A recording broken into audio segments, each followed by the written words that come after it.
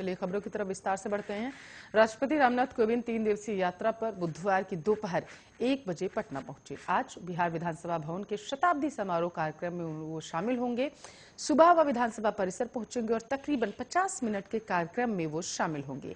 विधानसभा परिसर में आपको बताते हुए राष्ट्रपति बोधि वृक्ष भी लगाएंगे। शताब्दी वर्ष स्तंभ का भी शिलान्यास करेंगे। इसके बाद शाम में बिहार विधानसभा के अध्यक्ष के आवास पर आयोजित डिनर पार्टी में राष्ट्रपति रामनाथ कोविंद शामिल होंगे। 22 अक्टूबर को पटना से दिल्ली के लिए रवाना हो जाएंगे और 22 अक्टूबर को ही वे पटना महावीर मंदिर व पटना सिटी गुरुद्वारा भी जाएंगे। इसके बाद से वो 11 बजे पटना से दिल्ली के लिए रवाना हो जाएंगे और राष्ट्रपति रामनाथ कोविंद वायुसेना के विशेष विमान से बुधवार को पटना आए थे। पटना के अलग अलग इलाकों में उनका कार्यक्रम है। पटना यात्रा को लेकर तमाम सुरक्षा के इंतजाम किए गए। राष्ट्रपति के आगमन पर सुरक्षा कारणों से पटना एयरपोर्ट पर विमानों का परिचालन प्रभावित रहेगा। राष्ट्रपति के विमान के दिल्ली से उड़ान भरने के 20 मिनट पहले आपको बता चले 10 मिनट बाद तक कोई भी विमान को पटना के लिए उड़ान भरने की अनुमति नहीं दी गई थी। बताते चले कि राष्ट्रपति बनने के बाद रामनाथ कोविंद चौथी बार पटना आए हैं।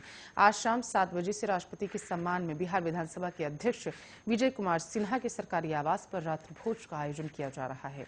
इस दौरान शारदा सिन्हा समेत कुल 77 कलाकारों की तरफ से सांस्कृतिक कार्यक्रम भी पेश किए जाएंगे। 22 अक्टूबर की सुबह राष्ट्रपति पटना में घूमने निकलेंगे और 22 अक्टूबर को बुद्ध स्मृति पार्क जाने का उनका कार्यक्रम है। सुबह 9 बजे से वह बुद्ध स्मृति पार्क पहुंचेंगे। इस दौरान आम लोगों के लिए पार्क बंद रहेंगे। बुधवार को पटना पहुंचने के बाद एयरपोर्ट पर राज्यपाल फागू चौहान और मुख्यमंत्री नीतीश कुमार ने राष्ट्रपति की अगवानी की। इसके अलावा कई और खास लोगों ने राष्ट्रपति का स्वागत किया। इसके बाद स्ट्रेट हैंगर में गार्ड ऑफ ऑनर दिया गया। राष्ट्रपति को पटना एयरपोर्ट पर स्वागत के लिए कई और नेता भी मौजूद रहे थे। तो कैबिनेट की आज बैठक होने जा रही है। आपको बताते चलें बैठक में केंद्रीय कर्मचारियों को खुशखबरी मिल सकती है। कैबिनेट की बैठक में केंद्रीय कर्मचारियों का महंगाई भत्ता 3% बढ़ाने का ऐलान किया जा सकता है। कैबिनेट की बैठक सुबह 11:30 बजे के आसपास शुरू हो जाएगी। गति शक्ति प्रोजेक्ट को भी मंजूरी मिलने की संभावना जताई जा रही है। कुछ दिन पहले ही आपको बताया चले पीएम मोदी ने इस योजना को लॉन्च किया था। इसके अलावा प्रधानमंत्री मोदी की अध्यक्षता में गुरुवार को केंद्रीय कैबिनेट की बैठक में तमाम परियोजनाओं के क्रियान्वयन और निगरानी पर प्रेजेंटेशन दिया जाएगा। दरअसल प्रधानमंत्री नरेंद्र मोदी नियमित रूप से मंत्रिपरिषद की बैठकें करते रहते हैं, जिनमें मंत्री महत्वपूर्ण मुद्दों पर प्रेजेंटेशन देते हैं। इन बैठकों से मंत्रियों को तमाम कल्याणकारी योजनाओं की ताजा जानकारी मिलने में मदद मिलती है। आपको बता चले कि पिछले महीने 28 सितंबर को प्रधानमंत्री मोदी की अध्यक्षता में केंद्रीय मंत्रिपरिषद की बैठक आयोजित की गई थी। ऐसा बताया गया था कि केंद्रीय मंत्री गजेंद्र सिंह शेखावत और पीयूष गोयल ने विभिन्न परियोजनाओं के क्रियान्वयन, नीतियों और सरकारी घोषणाओं के संबंध में प्रेजेंटेशन दिया था। इस प्रेजेंटेशन से पहले तमाम परियोजनाओं के क्रियान्वयन और सरकारी योजनाओं की प्रगति में सुधार और इसमें तेजी लाने पर चर्चा की गई थी। इससे पहले बैठक के दौरान 14 सितंबर को केंद्रीय स्वास्थ्य मंत्री मनसुख मांडविया और शिक्षा मंत्री धर्मेंद्र प्रधान ने दक्षता और समय प्रबंधन पर प्रेजेंटेशन दी थी। मंत्रिपरिषद की 14 सितंबर की बैठक के बाद सूत्रों ने कहा था कि यह एक चिंतन शिविर की तरह होगा और शासन में और सुधार के लिए इस तरह के सत्र आगे भी आयोजित किए जा सकेंगे। चिंतन शिविर में पीएम मोदी ने इस बात पर जोर दिया था कि सादा जीवन ही जिंदगी की राह है। इस बैठक में प्रधानमंत्री ने मंत्रियों से कहा था कि वह अपने सहयोगियों की सर्वश्रेष्ठ चीजों को अपनाएं।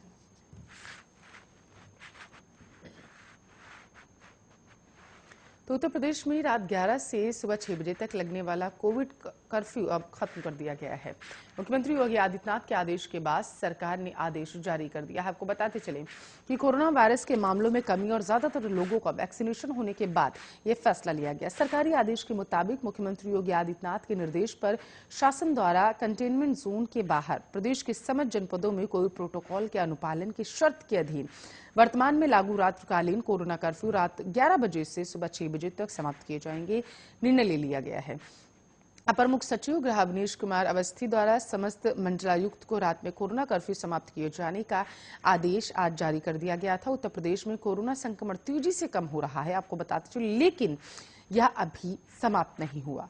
इसके मद्देनजर अवनीश कुमार अवस्थी ने कोरोना संक्रमण से बचाव और उपचार की व्यवस्थाओं को निरंतर सही बनाए रखे जाने की कोविड नियमों के तहत सभी पर्व व त्योहारों को शांतिपूर्ण ढंग से संपन्न कराएंगे जाने के निर्देश संबंधित अधिकारियों को दे दिए गए हैं।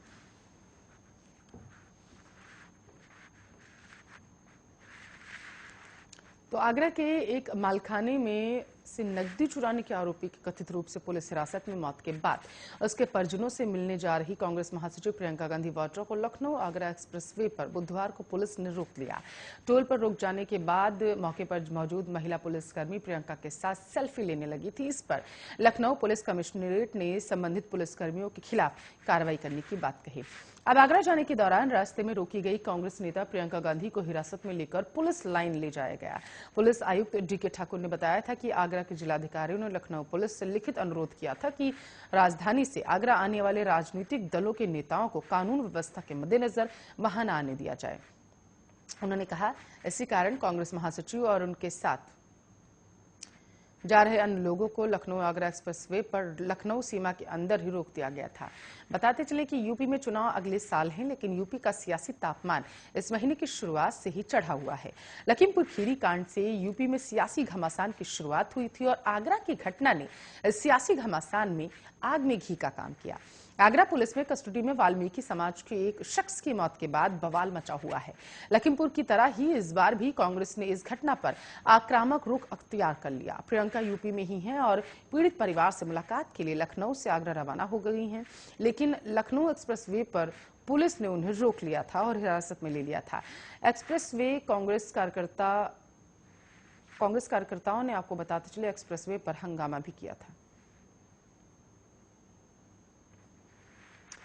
देश में हर दिन पेट्रोल डीजल के दाम लगातार बढ़ने की खबरें सामने आ रही हैं और आम आदमी की कमर तोड़ रही हैं। आज एक बार फिर से वैश्विक कच्चे तेल की दरों में उछाल के बाद ईंधन की कीमतें अब तक के नए उच्चतम स्तर पर पहुंच चुकी हैं। इंडियन ऑयल कॉरपोरेशन के अनुसार राष्ट्रीय राजधानी में पेट्रोल और डीजल की दरें 35 पैसे बढ़ाई गई हैं। राजधानी में 106 रुपये 54 पैसे पेट्रोल मिल रहा है, तो 95 रुपये 27 पैसे डीजल। आर्थिक नगरी मुंबई में आज पेट्रोल की कीमत 112 रुपये 44 पैसे, डीजल की कीमत 103 रुपये 26 पैसे हो गई है। चेन्नई में पेट्रोल की कीमत 103 रुपये के पार पहुंच चुकी हैं और आपको बताते चले वर्तमान में यह 103 रुपये 26 पैसे प्रति लीटर के हिसाब से बिक रहा है। डीजल की कीमत 99 रुपये 59 पैसे प्रति लीटर। कैलकाटा की बात करें, पेट्रोल के दाम जो है वहां पर 107 रुपये 12 पैसे, डीजल के 98 रुपये 38 पैसे हैं। बताते चले कि देश के अधिकांश हिस्सों में पेट्रोल की कीमत पहले से ही 100 रुपये प्रति लीटर से ऊपर है।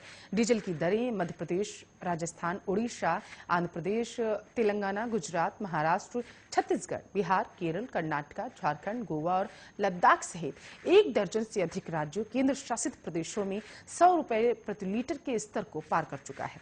बताते चले कि फिलहाल देश में ईंधन की बढ़ती कीमतों में तुरंत कमी होने के आसार नहीं नजर आ रहे हैं। हालांकि तेल की आपूर्ति और मांग के मद्देनजर केंद्र सरकार कई तेल निर्यातक देशों के साथ बातचीत जरूर कर रही है, लेकिन कीमतों में तत्काल राहत की कोई संभावना नहीं नजर आ रही।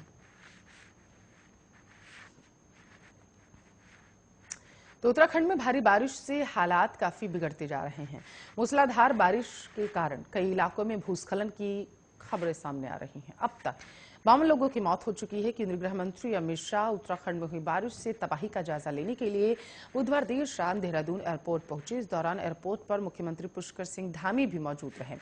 बताते चले कि उत्तराखंड में मानसून की वापसी के साथ साथ हो रही मूसलाधार बारिश के कारण हुए नुकसान पर शाह समीक्षा बैठक करेंगे और स्थिति का जायजा लेंगे और राज्य में भारी बारिश के बाद हवाई सर्वेक्षण करेंगे। भारी बारिश से प्रभावित उत्तराखंड में बुधवार को 6 और शव बरामद किए गए, जिससे राज्य में मरने वालों की संख्या बढ़कर 52 हो गई। बारिश के चलते हुए भूस्खलन से अनेक सड़कें अवरुद्ध हो चुकी हैं। अनेक गांवों में बिजली आपूर्ति भी ठप हो गई है। आधिकारिक आंकड़ों के अनुसार नष्ट मकानों के मलबे से आज 6 और शव मिले हैं। 5 लोग अब भी लापता हैं। बारिश से जुड़ी घटनाओं में 17 लोग घायल हो चुके हैं। एक आधिकारिक बयान के अनुसार ज्यादातर लोगों की मौत मकान के गिरने के कारण हुई है। नैनीताल जिले में 28 लोगों की मौत हो गई। उत्तराखंड के मुख्यमंत्री पुष्कर सिंह धामी ने बुधवार को कुमाऊं के बारिश प्रभावित इलाकों का दौरा किया। अधिकारियों को नुकसान का आकलन करने का निर्देश दे दिया। केंद्रीय रक्षा राज्य मंत्री और नैनीताल से सांसद अजय भट्ट, राज्य आपदा प्रबंधन मंत्री धन सिंह रावत के साथ धामी उधम सिंह नगर जिले में जलभराव वाले स्थानों को पार करने के लिए एक ट्रैक्टर पर सवार हुए और आपको बताते चले उन्होंने संवाददाताओं से कहा, खड़ी फसलों को बड़े पैमाने पर नुकसान पहुंचा है, घरों में पानी घुस चुका है। प्रभावित इलाकों में घर घर जा रहा हूं मैं ताकि लोगों का दर्द बांट सकूं।